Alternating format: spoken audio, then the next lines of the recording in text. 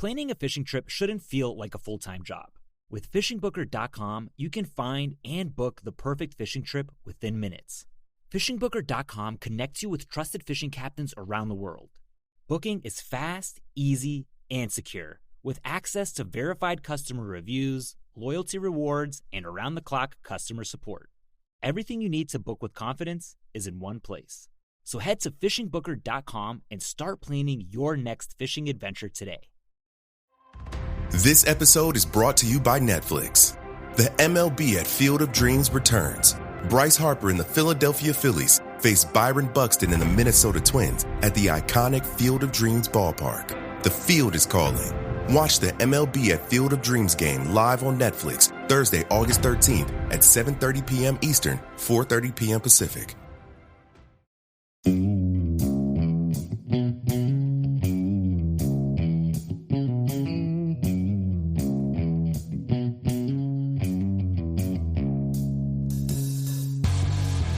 All right, welcome back to the Survival and Basic Badass podcast with Kevin and Chuck.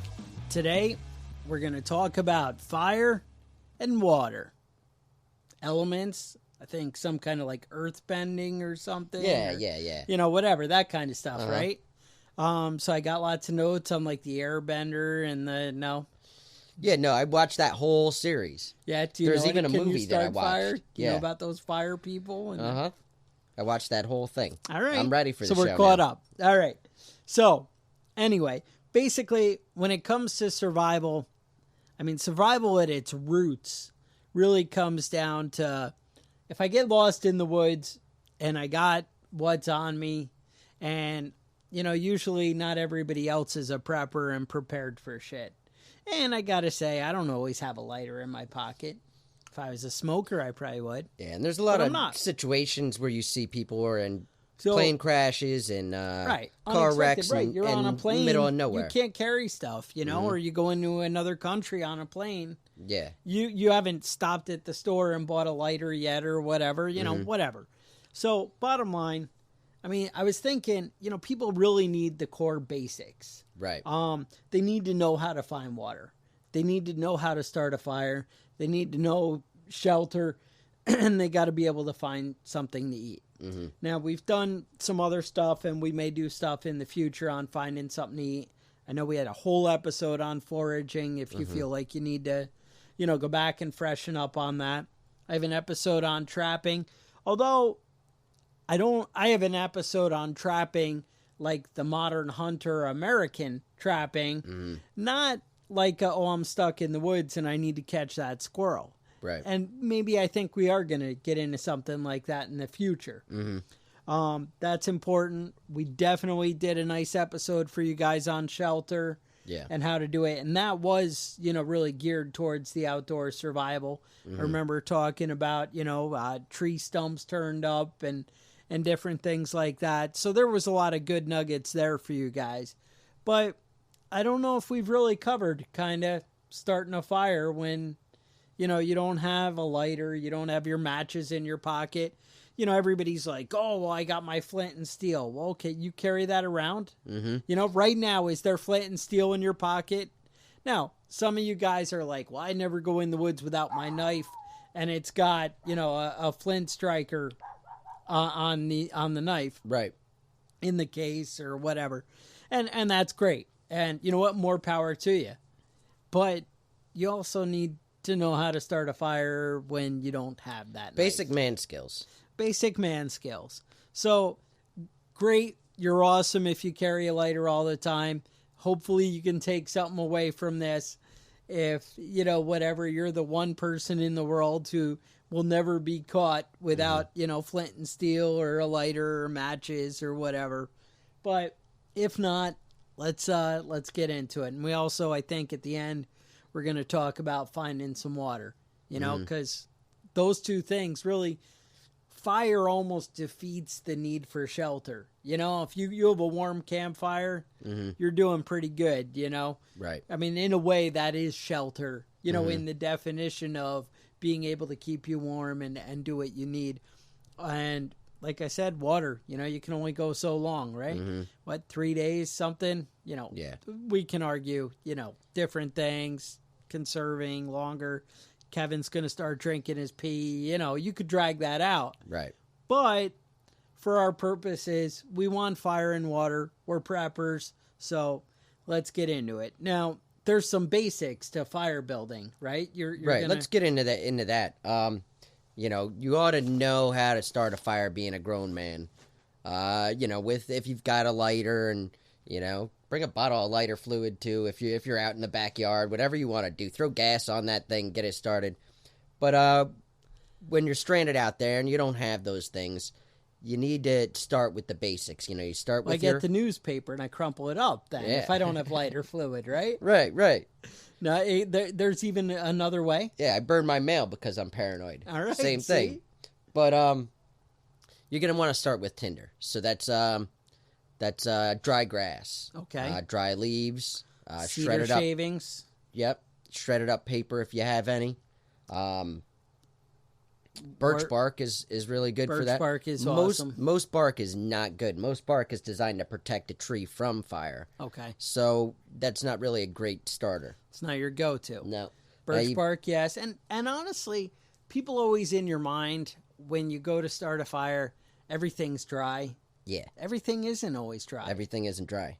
That's a tricky thing that people realize when they really get into it. Mm-hmm. And it's hard when things are wet to really be able to start a fire. Yeah, especially with some of these ways we're going to be talking about. So, if you don't have lighter fluid, there really can be tricky without dry kindling, and dry tinder. Right. This is what we need to get into. Cedar shavings can really do pretty nice, but again, they still got to be dry.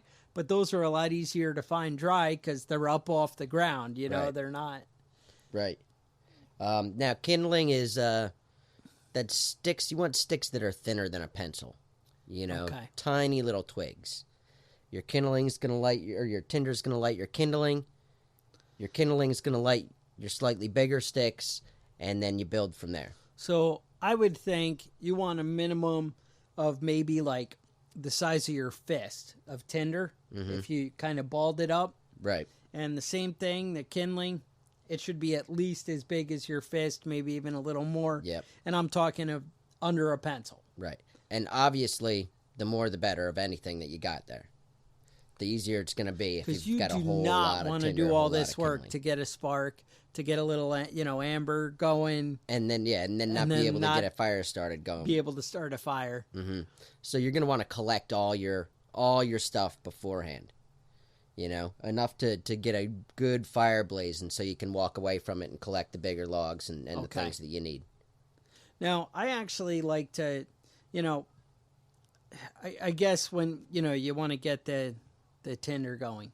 Mm-hmm. And we're going to talk about some different ways that, we're going to be able to do that in a minute. But I always, like in Boy Scouts, they had the little teepee fire. Mm-hmm. And I always like to start with that. Like kind of build a little teepee with the tinder. Well, with the kindling. Mm-hmm. And then slide the tinder right underneath it. So it's got to be open so you can get it in there. And then I like to build the little log cabin around it. Mm-hmm. And I just think that's the dream. I've seen you. Whenever you're like straight, like you imagine those videos of like beach bonfire. Mm-hmm. That's pretty much how Kevin rolls. And it's like always a teepee. Because I think you only cut like 6-foot logs or something when you're... Right. That's how I do it. When you're getting your stuff together. Mm-hmm. So, that works. And any little fire I'm starting is going to turn into a bonfire because Kevin happens. Starts a lot of fires, so I'll defer to him on the official fire building. But I would say if you pull out the old Boy Scout handbook, has a lot of neat different ways. Mm-hmm. But that's the bottom line. You're going to want to start with the tinder on the bottom. Then, little teepee, small stuff right on top of it. Mm-hmm. And then you're going to start to add bigger things. I mean, you can keep going on that teepee with, bigger stuff. But don't make a big leap. You're not going to go from burning a pencil to putting a log on it. Right. That's not going to help you. Mm-hmm. you're going to want to go from a pencil to an inch to an inch and a half to, and there's got to be stuff, and there's got to be some small stuff feeding the bigger stuff till you get some real coals and things going there. Right. So, just be prepared for that. Have that stuff ready and sitting by you. Mm-hmm. So now we're going to light this fire? Yeah, well, there's a couple of ways to do it, right? Okay. Let's start with the fire plow. Okay, tell me about the fire plow. Now, you're going to want to collect your tinder and kindling, get it ready to go. You're going to cut a notch in a log or, whatever you've got, a big chunk of wood. And then... and you cut like a track, like a groove. Right, a groove. You can do it even with a rock. If you don't have a knife, you can hollow out a groove there. Now, you're going to want to put your tinder right at the edge of that groove, right at the end that's farther away from you. Okay. And then you're going to get a stick, get it in the groove, and just start working. Just start back and forth, back and forth. Huh? And you're going to want to start getting the coals worked up so that they're right up at the bottom of that, where that tinder is. And then once you get it going... That sounds like work, is what that sounds like. That's not. This isn't like a 2-minute project. You're breaking a sweat. Yeah, this is a big Now, big you deal. probably want to use like a bigger...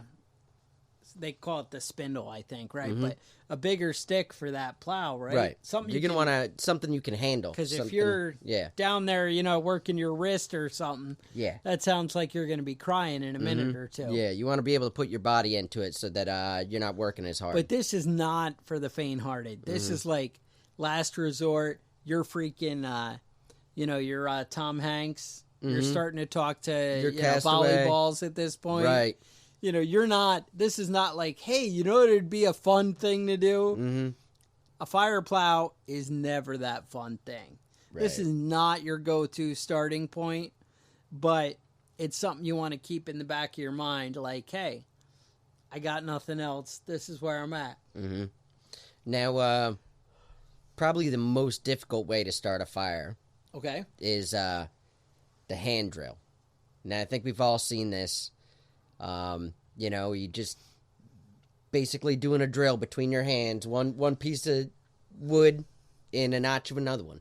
A good way to do this, though, is to cut a notch in the bottom side as well and load your tinder up in there. Underneath it, right. So that the fire drill, now the spindle on this, you're going to want something longer, 2 feet at least. Okay. Because as you put pressure on it and as you roll it back and forth between your hands are going to be sliding down.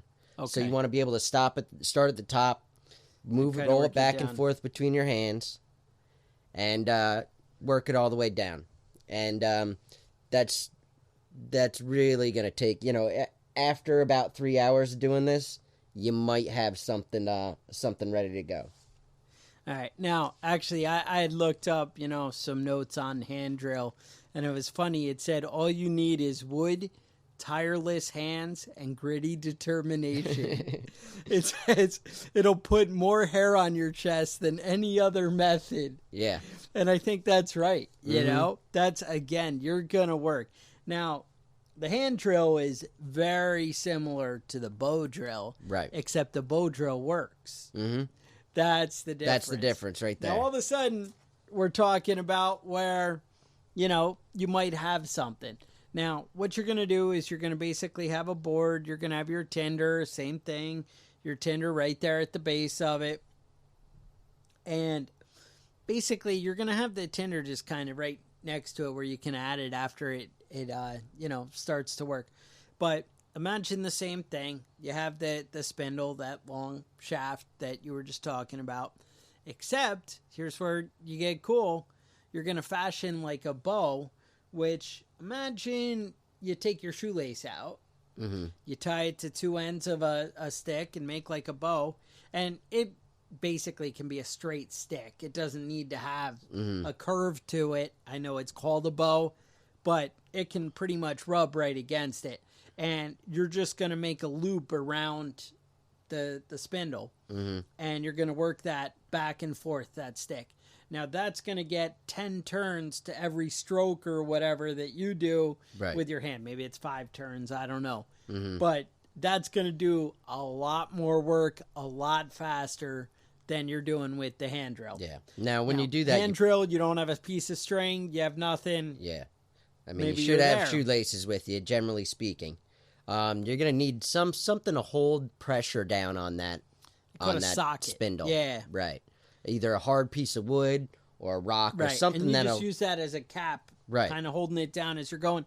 Otherwise, you'll tear up the palm of your hand, and it's going to be a disaster. Yeah. You won't even be able to hold it with the friction. So that's not even... Yeah, sorry, I forgot to mention it. Yeah, they call it a socket, which is weird. I don't know. All right. What else we got? What's the next? I mean, I guess there's flint and steel, but again, if you're smart enough, flint and steel. And hypothetically, they say you can use quartz too. I've never seen that before, but steel. If you have your K-bar, great. You want to hack at it, that's definitely an option. So the last method I got is like lens based. Now, this is when you see the guy on the internet and he's got the Ziploc bag and he pees in it and he holds it up and gets the reflection. Now, you don't actually have to carry around a Ziploc bag and use your own urine, although that's a fun thing to try. Project out in the backyard. So imagine some people have eyeglasses. Right. Back 20 years ago, people used to wear watches. You have some way glass back in there. I don't even remember back that. Before the hills got dusty, I think some people wear, is there an Apple Watch or something? I don't know. I don't know if that'll start a fire. I know if you have the Samsung, right? Is it the Galaxy? Yeah, that one will just that'll just start a fire, right? So you're good with that. But basically, broken piece of glass, car mirror, your eyeglasses, that magnifying glass you keep in your pocket all the time. Right? Those, if you focus it, I know you used to melt the little green army men. Is that right? Yeah. With the magnifying glass. Magnifying glass, and they're like, no, I'm melting. No, you guys don't remember that. All right, maybe I had a different childhood than you guys, but, whatever. So, yeah, that takes some time. The right time of day when you're in the heat, blistering sun, it actually works pretty quick, and you can get a fire going. I've done it. I've done it with the bow drill. The hand drill, I haven't put in the time. I think I've seen people do it in the Boy Scouts when I was a kid. It was horrible, and I would never recommend it, or wish it on my enemies. The bow drill, not too bad. It actually gets you there, but these are things you should try once before you need it. Right. But this is something you can do in the woods. And you know what? You're going to have shoelaces. And you're like, all right, you know what? I wear these awesome shoes that just slip on. Well, one, you're a wuss and you should man up and get shoes with shoelaces. But two, cut a freaking, the seam out of your freaking jeans or something. There is a way you can get some string. Get a freaking vine. Right? There's some weeds that I've pulled out of the garden that I'm yanking on for hours and they're not giving up. Maybe you can work something out with that. I don't know. Some roots, different things. I'm going to leave that up to you guys. Maybe that paracord that you're keeping, in your belt loop or something. That's why I'm pointing at my belt. I don't know if you guys can see it out there, but, whatever. But, so, a lens, something like that, that's going to be, one more option, something you got. I did see this old timer, and I think it was meant to be an old timer video, but I don't think the guy was an old timer. It's kind of weird. And he had one of those old school flashlights, with the big square rectangle batteries. I don't even know what size they are, like double D, or I think they were something like that. Yeah, you're thinking, never mind. No, boobs. No. So anyway, they had like a big, the lens would have a big reflective cone. And it was like 2-inch diameter. It was huge. And guy pulls it out. He unscrews the cap, pulls out the shiny dome, points it at the sun. And I kid you not, he stuck his tinder in there in like 10 seconds. It's on fire, flames. And I was like, wow, that's impressive. But you know what? Nobody carries those anymore. Right. But again, some mirrors, some reflection. You can bust it off the car. There are fun things, you see on the internet you can do with a battery, whatever. You can heat things up that shouldn't be touching. anything's possible. But if you have a good battery in your car, I'm not sure why you're stuck in the woods. So, all these things are things to consider. Mm-hmm. So let's move on. You have something about water? Yeah, I got a bunch of stuff here. All right. Do you want to talk about just a desert scenario first? Oh, I like desert. Now, I did read some, you might be mistaking things on the desert, but let's see what you got. Yeah. Well, all right. So the best survival method is to be prepared. Don't go out in the desert if you don't have water with you. Okay. All right. Now, you're the idiot, and you're out in the desert, and you don't have water with you. How'd you know that about me? All right. So you're going to keep your eyes open for broadleaf trees. All right. Broadleaf trees love water. There's usually a pond or a spring, or you can dig down by the roots and find some water there if you find the broadleaf trees. Okay. Get up to higher ground and look around. If you see any canyons, especially north-facing canyons. Any animals? Or south-facing canyons, if you're in the southern hemisphere. People go in the southern hemisphere? There's a lot of desert down there. All right. Touche. If you have a topographical map, you don't even need to look for it. You can just look on the map. But obviously, we're talking about and you know where you are. Yeah, and you know where you are. It doesn't help if you have a map and right. have no idea. But you want to find like a north-facing canyon because the snow melt and the little bit of rain that falls there is going to go down there. It's not going to evaporate as fast. So you're more likely to find some water down there. It's going to be stagnant and kind of gross, but it's better than the alternative, Yep. Keep your eyes open for birds and insects. They know where things are. They know birds tend to circle around water. Uh-huh. They also tend to circle around dead things or things that are dying, like you. Yep. That's it. You keep following the birds, but they're following you. It doesn't work out. If you follow the, things don't live, generally speaking, in the desert. Okay. But if you do find things that are alive, look around that area. Keep your eyes open. All right. Now, I did read if you think, hey, I'll cut open that cactus and get some water, that might be a no-go. It's poisonous. Apparently, cactus water is very alkaline, and it's going to dehydrate you if you can even choke it down. But there are cactus fruits, apparently. Flowers, fruits, yep. That you can eat. But your best bet in that sort of situation, if somebody knows where you are and somebody's looking for you, is don't eat the cactus. Conserve your energy, stay in the shade, never move around during the day, and you might have about 48 hours in the desert before you're dead. Wow. So that comes quick, huh? Yeah, that's if you stay in the shade, if you're not running around looking for canyons and things like that. Chasing rattlesnakes. You might make it 48 hours. All right. Now I've got some basic water tips here. Now, these are all water tips for survival situations. These aren't water tips that are really great advice, because you may end up getting sick. But, sick is better than dying of dehydration. Yeah, especially if eventually you can get to a doctor that can fix your parasites. Dehydration, right, but here's the thing. You want to go as far as you can before you drink contaminated water. Right. You don't want to start there. Mm-hmm. Diarrhea, whatever, any of this, that's not going to be good. Right. The one thing that I would say, all right, here's the deal. One, we just told you how to make a fire.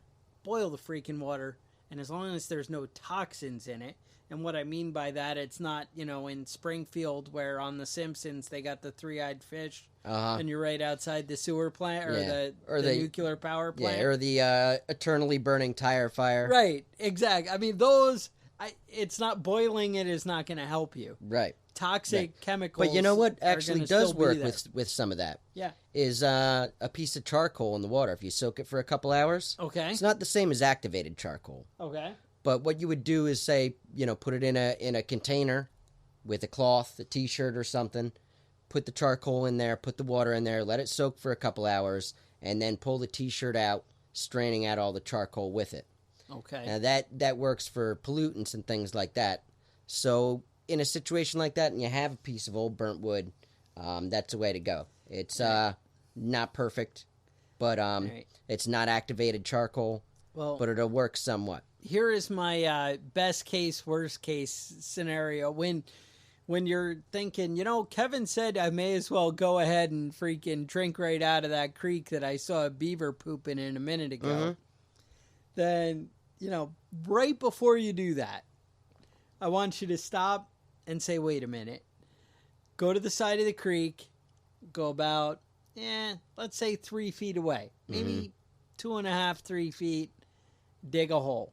Right. The water's going to fill into the hole through the ground. You're going to make sure you're 3 feet away from the edge. I don't want the water to come from the creek. Over the top, Over the top. That's not going to help you. Dig a hole and let the water trickle in through the ground. That's going to filter out sand and dirt is some of the best filter it really that you can will help. use. That's not a first go-to. I still recommend boiling water. But if you're like, this is what I got and I got to drink now, that's what I would recommend. That's called a gypsy well, and gypsies have been around forever, so I don't see how you can go wrong with a name like that. All right, let's talk about snow for a minute. Oh, you don't drink the yellow snow? Don't drink the yellow snow. All right. See, I already knew. Eating snow is going to dehydrate you because you're going to have to use that water in heating your body back up. Warm. So you're going to want to melt that snow first. Now you can mix pea with the snow. Is that how you do it? Fresh. Yeah, I mean, that would work, right? That's because that's how I write my name in the snow, so I figured. Fresh fallen snow, and unless you plan on purifying it, Okay. That's fine. Running water in a stream, it came from somewhere, and it could have came from, some place that was stagnant water, but it's safer than stagnant water if you're in an emergency. Again, I go back to the gypsy well. I go back to boil the water. Boil the water. But sulfur water is fine to drink. It tastes like shit. Obviously, you're going to want to purify that as best as you can, too. Sulfur water is usually safer. It is not as bad as it smells. It smells like that dry fart smell. You know what sulfur water is. I've seen it. Yep. Now, a lot of you might be yelling at us, water purification tablets and all this other stuff. Well, yeah, that's great. We're talking about stuck in the woods. Right. We've Without your covered the planning, the going ahead, the adding a little bit of bleach, all that stuff's great. We're not knocking it. We're saying you're lost in the woods. We want to get you through it. Did I mention you should boil the water? Yes. Oh, all right. Now, salt water. Let's talk about that for a minute. Boiling the water. I just thought I'd say it again. Don't. All right. Obviously, you can't drink seawater. Your body can process water up to 2% salt. The ocean water is 3% salt, and you're going to have to use more water to flush that salt out than what you already have, what you're able to drink. Any salt water you drink is going to dehydrate you. But you can cool yourself off and save on some of the sweat by being in the salt water if you're getting hot. Now, if you're not on a boat in the middle of nowhere, I don't know if you guys ever heard of a gypsy well. Let me tell you about this. This is a neat option. Anyway, moving along. Now, you can drink your own piss if it's clear. But if you're already dehydrated and actually thinking about drinking your own piss, it's probably not It's clear. probably not a good idea. You're gonna have too much stuff in there, and your body's gonna try and use any remaining water it has to flush out that brown urine that you're drinking. And your kidneys might not like you later. Yeah.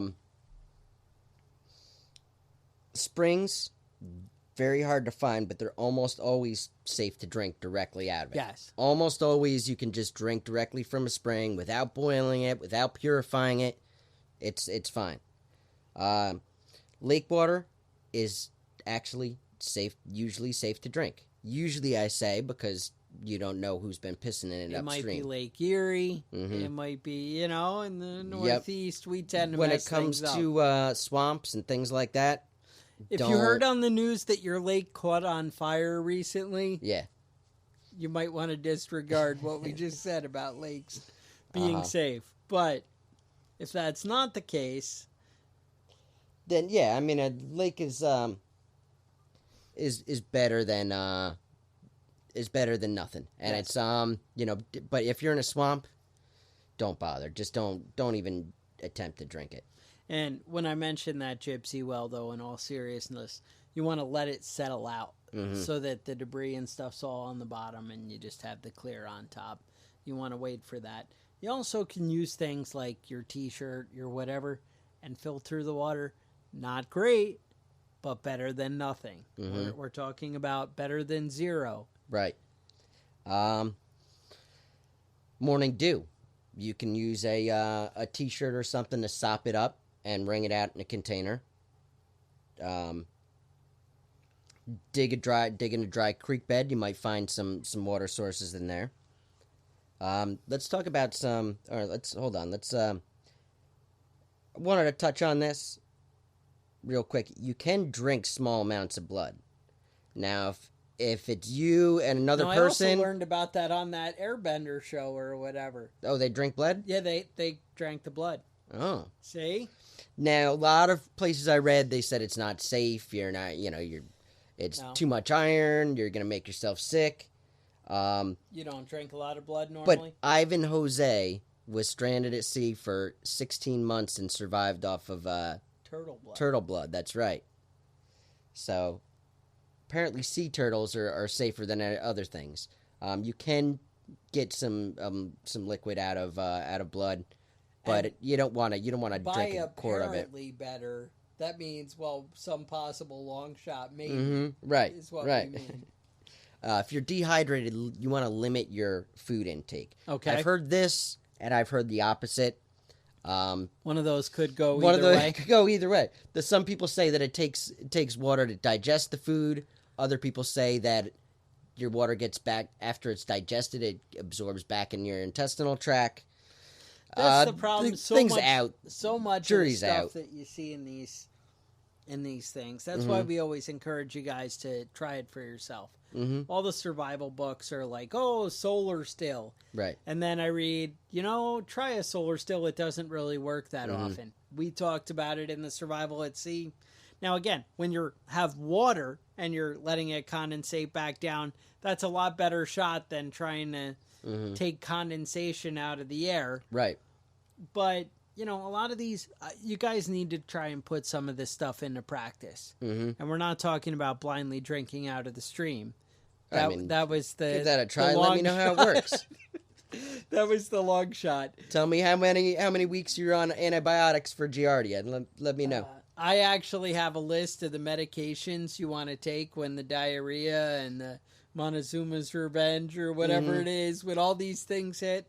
Just shoot me a message on Facebook. I'll tell you what your doctor needs to recommend. I actually, when I was doing some survival training, they were like, oh, go get all these medications from your doctor. He'll give them to you now, and you can kind of beat it to the punch, Because they were like, it's going to happen when you go where we're going. And I'm like, oh, that sounds great, But that is something you need to be aware of. Any more? Yeah, well, I just wanted to talk about the basic... Well, go ahead with that. I wanted to talk about the basic ways, primitive ways of purifying your water. Okay. Before we get into water purification, I actually mentioned this in a previous episode, but it definitely has a place right here, is tapping the trees. Like people tap for maple syrup or birch or the various things. Basically, this works early springtime, late winter, basically either end of the winter. And it's when the trees are, kind of dead and the sap's really flowing, whatever. So what you're going to want to do is take your knife.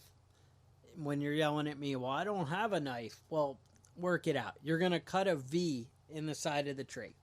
So we got maple trees and we got birch trees. Pretty much any of them, sugar maple, black maple, red maple, silver maple, all these work. Norway maple, whatever. The birch trees, they'll work. So you're going to cut a V. The notch at the bottom, a normal way you see a V. Mm-hmm. Depending how much you care about the tree and don't want to damage it, you're going to be between a 1/2 inch and an inch in. Mm-hmm. Really, if the sap's flowing, a 1/2 inch is plenty. Mm-hmm. You don't need to destroy a tree in order to, Yeah, but honestly, if it's you're the tree, fuck that tree. Oh, dude, you're harsh. Mm-hmm. So you're going to cut a 1-inch notch. Then you're going to take a stick that's maybe 5 inches long, a little bit thicker than a pencil.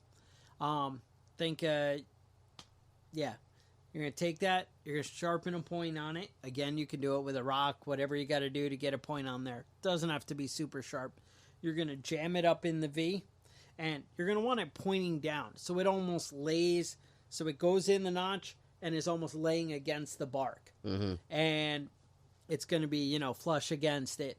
And the water will just start dripping right out of there. And honestly, it drips fast enough. You can just sit there with your mouth open if you're that thirsty. Mm-hmm. Hopefully you have something to catch the water. Hopefully you can have it fill a canteen. You have some kind of something. But if you don't, you can freaking just let it fall right in your mouth. That will work. Mm-hmm. And you know what? That's hunting season. That's when people are out there and you might be lost in the woods. Right. So, hopefully something like that, a little extra, finding some water. So you said you had some ways to purify the water. Yeah. Now, obviously, we talked about the gypsy well. What you want to do with water first before you do anything is try and filter it as best you can. Whether you're filtering it through a shirt, pair of pants, any sort of cloth that you've got. We talked about soaking the charcoal in the water to draw out any pollutants. Obviously, activated charcoal is a lot better at this, but do what you can. Now, we talked about boiling water and not having fire. If you can get a fire started, but you don't have a container, you can actually make bowls out of wood, out of leaves, out of things like that, and it won't burn the leaves and the wood until that water is all the way evaporated off. So if you can get it right in there, you could even fill up a paper cup and put it in a fire and boil that water before that paper cup will burn. So, that's something to think about if you don't have a pot, but you've got something else. Don't think, this is just going to burn up in the fire, because as long as there's water in it, it's not going to burn. As long as that water isn't boiling away. Mm-hmm. Right, then it's under 300 degrees and... Right. So you're good. So that's really all I've got about bad ideas on how to drink water. Right. But when you're dying of dehydration, risk a little bit of risk taking is better than just knowing you're gonna die. All right. I just know I watched some stuff, and drinking the water can end badly. But hey, whatever. You do what you gotta. But remember, go as long as you can before doing any of this. Last resort. And, whatever. And always finish up the water that's in your canteen. They found people that died of dehydration that still had water in their canteen, that they were trying to save it and hold out as long as possible. No. Just drink it. Just drink it? Just drink it. All right. So, I don't know. Been drinking some coffee. Mm-hmm. I'm liking the coffee. You guys, I don't know if you've been over to Seabag Locker Coffee. I'd love to see any feedback if you guys have checked it out yet. Mm-hmm. Get some feedback on your thoughts, maybe recommendations for the blend that I ought to be trying next. Mm-hmm. But I know we're really enjoying it. You check them out over at seabaglockercoffee.com. SEA baglocker.com. Coffee.com. Coffee. See, I'm already messing it up. But again, I got your back. I'm going to put it in the show notes. All right. And maybe, like I said, if you made a purchase there in the comments, maybe mention Prepping Badass so he knows you heard it here. Otherwise, you might want to shoot us an email over at preppingbadass@gmail.com. Mm-hmm. Tell us any feedback. And tell us about that coffee. We do read all the emails, even when it's an email that's calling us cucks. You know, there's a lot of hurt coming through in the emails. That's all I'm saying. But, you know, let's share the kindness and love. And speaking of sharing the kindness and love, I don't know if you guys know this, but there's a website called Patreon. And if you like entertainers, artists, musicians, a lot of them have set up a special account called a Patreon account. And over on Patreon, you can pledge to donate just a little bit to help keep your guys going and inspire true artist creativity. You know, when I'm worried about how I'm going to pay the mortgage, I get distracted. I'm like, I just can't focus right now when I'm trying to get you the best survival Maybe research. I should be spending my time doing some real work. Maybe I should get a job. But before we get crazy and we talk jobs, bills, things like that, maybe you just head over to Patreon and you search Chuck Badass. That's what I do. That's how I always find it. And then sure enough, Prepping Badass comes up, and then pledge to, give $1 or $2 or $5 or $10.